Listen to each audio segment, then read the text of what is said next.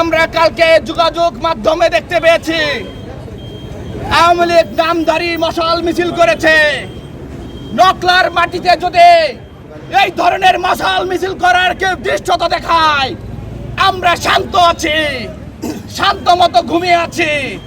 আমাদের বিবেককে যদি জাগ্রত করেন, ঘরে থাকার সময় পাবেন।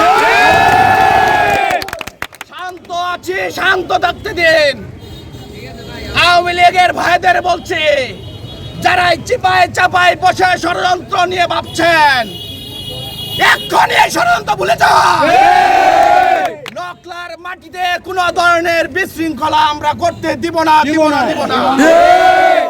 আমরা ছাত্র দল, যুব দল, স্বেচ্ছাসেবক দল ঐক্যবদ্ধ আছি।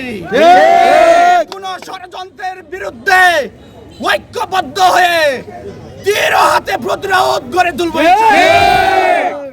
আগামী সংগ্রাম আন্দোলনে সকলকে তাৎক্ষণিকভাবে পাশে হব, সেই আশা আহ্বান ব্যক্ত করে সকলের সুস্বাস্থ্য ও দীর্ঘায়ু কামনা করে আমি আর বক্তব্য শেষ করছি।